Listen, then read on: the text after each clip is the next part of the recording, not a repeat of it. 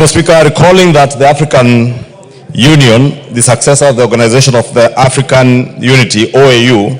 was launched in the year 2002 as a continental body consisting of the 55 member states that make up the countries of the African continent, with a vision of creating an integrated, prosperous, and peaceful Africa, driven by its own citizens and representing a dynamic force in the global arena. And aware that the African Union Commission, established as the Secretariat responsible for the day-to-day operations and activities of the African Union, is headed by the chairperson elected by the heads of state and government from member states. And further recalling that on the 27th February 2024, Kenya formally announced that the former Prime Minister, the Right Honorable Raila Odinga,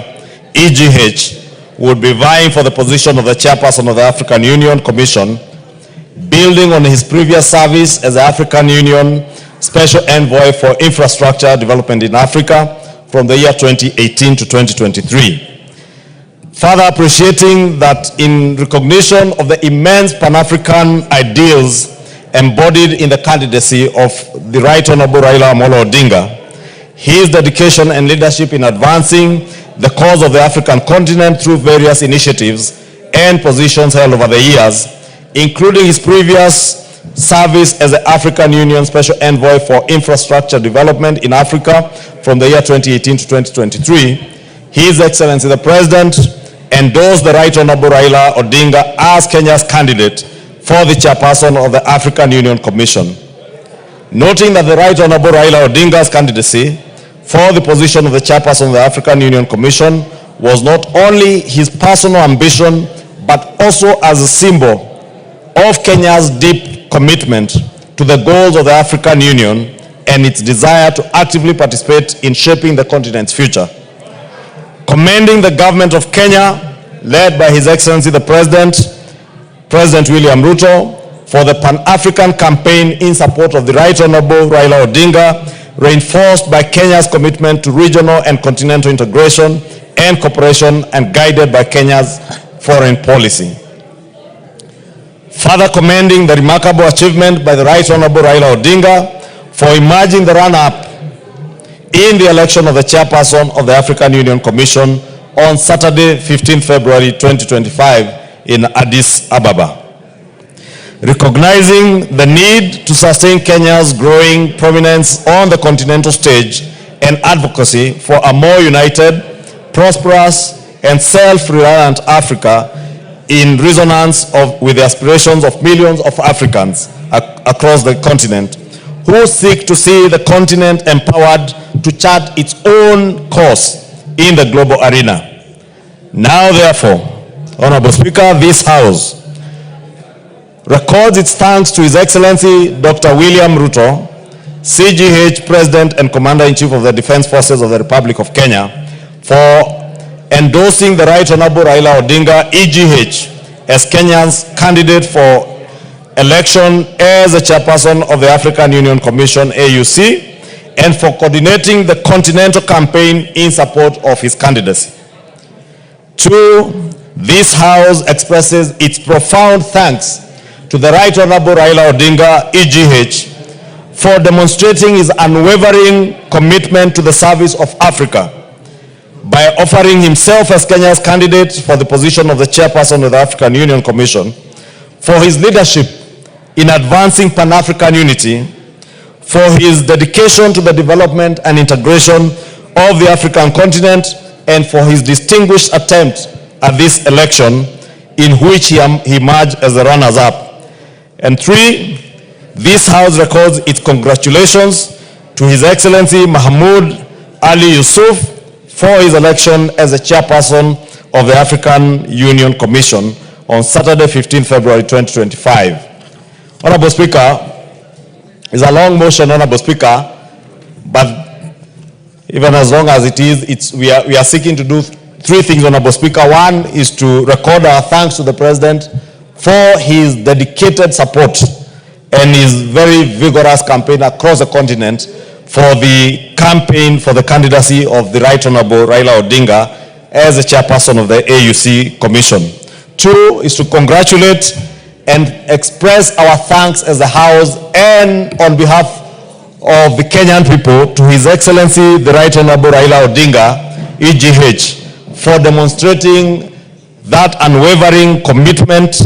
to the service of the African continent. Honorable Speaker, we cannot say it enough that the dedication with which we saw the Right Honorable Prime Minister and His Excellency President William Ruto work together throughout the campaign, and not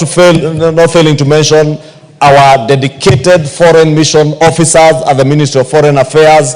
led by the Principal Secretary, Sing'oei Korir, and His Excellency, the Prime Cabinet Secretary, Musalia Mudavadi, who dedicated immense time and resources across the continent in campaigning for the candidacy of the Right Honorable Raila Odinga. Honorable Speaker, the Right Honorable Prime Minister Raila Odinga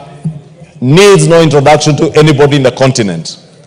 He is a man whose ideals as a Pan-Africanist need no introduction to anybody in the continent, and indeed, we must take this opportunity also to thank the many nations across the continent that stood not just with the nation and the Republic of Kenya in this campaign, but also with the Right Honorable Raila Odinga, the Pan-Africanist par excellence, in the campaigns and the election in Addis Ababa over the weekend. Honorable Speaker, let me also take this opportunity as we congratulate the winner of this election, Honorable Mahmoud Ali Yusuf, who is also a good African from our neighboring country in Djibouti. As we congratulate him, Honorable Speaker, I cannot fail to note with immense gratitude again to Prime Minister Raila Odinga that as much as he was leading all through, especially the first, second, and almost the third vote, even at a time when he was leading, when he got to the 6th vote, Honorable Speaker, after the 6th vote, he opted in the spirit of Pan-Africanism not to take that assembly through another round of campaigning and elections, because the Right Honorable Raila Odinga had the choice to fight on. And because there were many people who were supporting him, then our brother Mohammed Yusuf probably would not have gotten the 2/3. But the former Prime Minister opted, instead of taking Africa through the rigors of waiting for another few months to get into another campaigning season, he opted to allow the assembly to go ahead and vote and see if the person who was leading then in that round could achieve the 2/3 that was required for the chairperson seat. And that is how Ali Yusuf Mohammed was elected as the chairperson of AUC.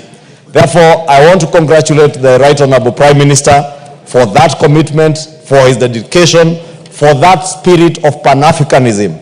for knowing that Africa and our unity as a continent is paramount, and putting Africa and Pan-Africanism ahead of his own personal interests, and putting the interests of the continent and the unity of the continent ahead of his interests, Honorable Speaker. And it is commendable. That is the spirit in every competition, that there will be a winner, there will be a loser. Raila Odinga did not leave Addis Ababa as a loser. He left Addis Ababa as a winner who has exemplified his leadership in the African continent and in the world. And Honorable Speaker, we commend him. We note our thanks as a House and on behalf of the Kenyan people to the Right Honorable Prime Minister for that commitment to the African nation. And I want to encourage him to continue serving not just Kenya, but the African continent and the world with the same commitment and dedication that he has shown over the years, Honorable Speaker. The Right Honorable Prime Minister, Honorable Speaker, you know, is not just a Kenyan leader, is a continental leader. As we have said in this motion, he has served in continental bodies. And I know in the future, he could even serve in world bodies, Honorable Speaker, because the world needs his experience, the world needs his ideals and his leadership in many aspects, as we do need them in this country, Honorable Speaker, as he continues to serve us and the world. And we wish him well. We wish the Honorable Mohammed Yusuf well in his service. Let him understand that we are all in a competitive election, and the people of Kenya remain committed to the ideals of the African Union and to the integration of the African continent as one united continent. Even with the regional blocks, Honorable Speaker, SADC, EAC, COMESA, all these regional bodies, Honorable Speaker, seek to integrate. And as we've said with the EAC partner states, we are not just widening, deepening, and tightening our cooperation within the East African region, but we seek to deepen, widen, and tighten the integration of all these bodies under the African Union, under the leadership of Yusuf Mohammed, but also with the support of Pan-Africanists and great leaders like Raila Odinga, and of course the able leadership of President William Ruto, who is the chairperson of the EAC, East African Community, Honorable Speaker, and has a role in the reform agenda of the African Union. And we look forward to working together with Prime Minister Raila Odinga, the chairperson Mohamed Yusuf, and President William Ruto as we seek to reform the African Union. And I want to believe, Honorable Speaker, under the leadership of President William Ruto and these two other great leaders, AU will be reformed into a body or an organization that addresses the needs and aspirations of all African people, Honorable Speaker, so that when we speak as one people. Honorable Speaker, some years back, Africa was seen as that dark continent of want and poverty. Today, the world over, everybody appreciates that Africa is the continent of the future, the present and the future. The resources, the expertise we have in this continent, the human capital we have in this continent, Honorable Speaker, I will not be surprised if in the years to come, we will see, as we have seen great African leaders like Barack Obama leading countries as big and as powerful as the United States of America, Honorable Speaker. We have seen many Kenyans today, including the young lady from Nyamira, who is now a senator in one of the state assemblies in the US. We have seen Kenyans of Somali origin become congressmen and women in the US, become senators in the US, Honorable Speaker, because Africa is the future of the world. Honorable Speaker, with the resources that we have in human capital, with an aging population in the Americas, in the West, in Asia, and the Far East, Honorable Speaker, and with our emerging and very productive and very well-educated youth, we are here to conquer the world. And we can only conquer the world under the able leadership of leaders like Raila Amolo Odinga, with his Pan-African spirit, with the able guidance of leaders like Mohamed Yusuf, who is now our chairperson, and with the support of all African presidents, Honorable Speaker. And we must respect these presidents, Honorable Speaker. And in conclusion, Honorable Speaker, as I move this motion and ask the leader of minority to second, allow me also to use this opportunity to express the disgust of this House on the actions and the words of one of us, the member for Juja, the Honorable Koimburi. And Honorable Speaker, as much as the